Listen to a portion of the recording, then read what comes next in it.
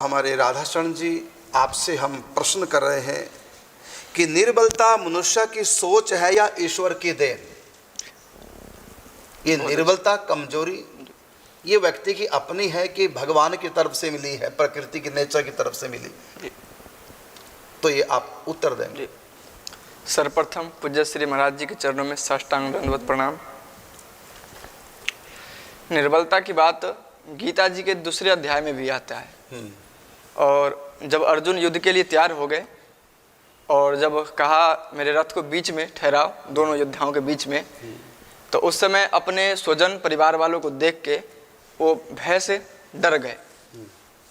तो उस समय ठाकुर जी उनको बोलते हैं, कुतस्त्वाकस्मलमिदं विस्मय समुपस्थितम अनार्य जुष्टम स्वर्गम अकीर्ति कर्मर्जुम। यानी हे अर्जुन, तुमको कहाँ से ये चुस्ता तुम्हारे अंदर में कहाँ से नपुंसकता आ गई, ये कमजोरी कहाँ से आ गई? यानी ठाकुर जी यदि स्वयं देते तो ठाकुर जी को पता है ना कि मेरी तरफ से है, मिली है, भगवान की तरफ से नहीं है। तभी तो कह रहे हैं कुतस्तुआ, अपनी पैदा की जी, कुतस्तुआ कहाँ से तुमको ये प्राप्त हुई है? कुतस्तुआ कस्मलमिदं, हृदय की दुर्बलता कहाँ से प्राप्त हुई है? और आगे ही इसको ठाकुर जी कहते हैं, क्लब्य मास मगमः पार्थ नई तत्त्वोपपद्यते शुद्रम हृदय दौर्बल्यम त्यक्तवोत्तिष्ठ परंतप। यानी व्यक्ति की सोच जो है ये नीच, ये व्यक्ति की सोच है, न कि ठाकुर जी ईश्वर प्रदत्त नहीं है ये। यानी व्यक्ति जब आसक्त हो जाता है और अज्ञान में मोहित हो जाता है तब व्यक्ति में नीच भावना आ जाती है। और इसलिए तो भावना तो नहीं कहेंगे, कमजोरी कहेंगे जी। और इसलिए तो गोस्वामी जी भी कहते हैं ना, नव जो भक्ति है, नवम सरल सब सन छन ही ना, मम भरोस ही हरस न दीना। अब ये मनुष्य की दुर्बलता ये भगवान की तरफ से नहीं मिली, ये नेचर की तरफ से भी नहीं, उसकी अपनी कमजोरी है। तो इसको दूर कैसे किया जाए? ये प्रश्न तो नहीं आया जी, लेकिन मैं कर रहा हूँ, इसको दूर कैसे किया जाए फिर? जी, दूर करने का सबसे अच्छा एक ही वो तरीका है, वो भगवत आश्रय। भगवान का आश्रय लिया जाए तो व्यक्ति, क्योंकि ठाकुर जी पूरे ब्रह्मांड हरे को हरि नाम जी। तो गीता इसके लिए क्या कहती है? गीता तो यही कहती है, सर्वधर्मान परित्यज्य माम एकम शरणम व्रज। कमजोरी व्यक्ति की दूर हो जी, उसमें कमियां जो त्रुटियां हैं वो दूर कैसे हो, इसमें गीता जी क्या कहते हैं? गीता जी तो कहती है छोड़ो इसको, त्यागो सीधा। क्या त्यागो? इस कमजोरी को त्यागो, लेकिन कैसे त्यागे? सत्संग सुन के, क्योंकि इसका गीता ही प्रमाण है, क्योंकि वो त्याग ही नहीं पा रहे थे। बार बार ठाकुर जी कह रहे तुम युद्ध करो। इतना कमजोर मान लेता है जी जी कि मैं कैसे इन अवगुणों को जीत पाऊंगा जी। उसमें जो अवगुण है, जो कमजोरी है, जो दोष है जी, तो लगता है कि मैं बहुत कमजोर हूँ, मैं नहीं जीत पाऊंगा। जी जी। तो गीता में कहीं लिखा है कि ये आत्मबल तुम में कहाँ से आएगा? जी जी जी, कैसे आएगा? जी जी। इसलिए जब ये अर्जुन इसको नहीं त्याग पा रहे थे, तो कहीं तो लिखा है गीता में, मैं जी आपके मुख से सुनना चाह रहा हूँ, ढूंढो जरा कहाँ लिखा गीता में बात जो क्या, फिर से एक बार बोलेंगे? कि व्यक्ति अपने आप को इतना कमजोर मत माने। जी हाँ जी, आया तीसरे अध्याय में आया है।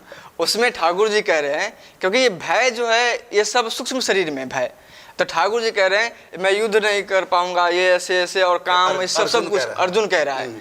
तो ठाकुर जी, अरे तुम क्या कह रहे हो, ये भय सो काम करो तुम्हारे अंदर है ही नहीं, तो क्यों नहीं है? तो ठाकुर जी अध्याय में बोल रहे, तीसरे अध्याय में, इंद्रियाणी प्राण आहु जी, इंद्रियभ्य परम मना सस्तु परा बुद्धे बुद्धे परतस्तु सह। ये है विल पावर जगाने का गीता में ये उपाय जी, कि सच्चाई को जानो, ये जान लो मैं शरीर हूँ ही नहीं, मैं इंद्रिय नहीं हूँ, मैं शरीर नहीं, मन नहीं, मैं बुद्धि, मैं आत्मा हूँ जी जी, इन सब से आगे हूँ, मैं आगे हूँ, सब मेरे अधीन है जी। बिल्कुल। तो व्यक्ति अपने स्वरूप को जाने तब व्यक्ति स्वयं दुख से। और इसका श्लोक का ये अर्थ है मुख्य तो कि व्यक्ति अपने आप को कमजोर न माने जी, क्योंकि कमजोर है ही नहीं, क्योंकि वो आत्मा है, आत्मा में समस्त बल है जी।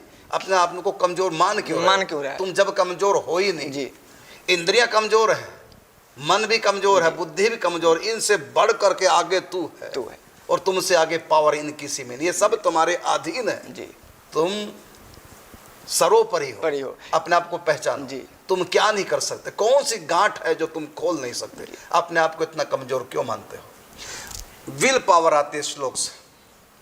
कभी मत सोचो जो काम दूसरे मनुष्यों ने कर दिखलाया हम क्यों नहीं कर सकते? हम भी तो मनुष्य हैं। बंदर बड़ी लंबी छलांग एक डाल से दूसरी डाल पे लगा लेता है, तो हम कहेंगे हम नहीं ऐसा कर सकते। क्यों? क्योंकि हम बंदर नहीं है, सीधी सी बात।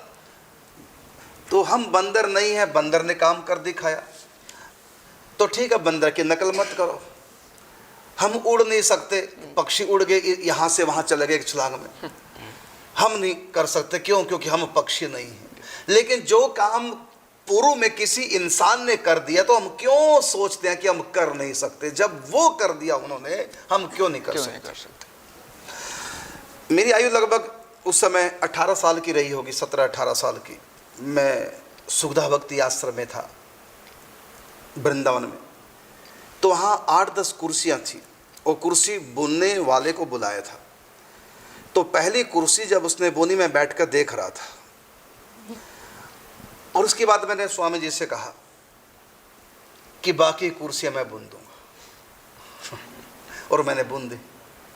एक ही कुर्सी बनाते एक व्यक्ति को देखा, बाकी सारी मैंने स्वयं बुन दी। उनको देखा कैसे कर रहे, क्योंकि मेरे मन में ये बात शुरू से थी कि जो काम दूसरे कर सकते हैं हम क्यों नहीं कर सकते। तो अपने आप को कभी कमजोर मानो ही मत, क्योंकि कोई व्यक्ति कमजोर नहीं है। इसका सबसे बड़ा उदाहरण अर्जुन ही है, क्योंकि वे तो युद्ध छोड़ रहे थे, कह रहे थे गुरु न हतवाहि महानुभावम श्रेयो भुक्तुम भक्ष्य में पिय लोगे। मैं भिक्षा मांग के पेट भर लूंगा, लेकिन मैं युद्ध नहीं करूंगा। ठाकुर जी, तुमको युद्ध करना ही पड़ेगा। अपने स्वरूप को जानो। बिल्कुल। तो प्रश्न था कि निर्बलता मनुष्य की सोच है या ईश्वर की देन? तो उत्तर आपको मिला है, ईश्वर की देन नहीं, व्यक्ति की अपनी पैदा की कमजोरी है, और इसको दूर करना चाहिए।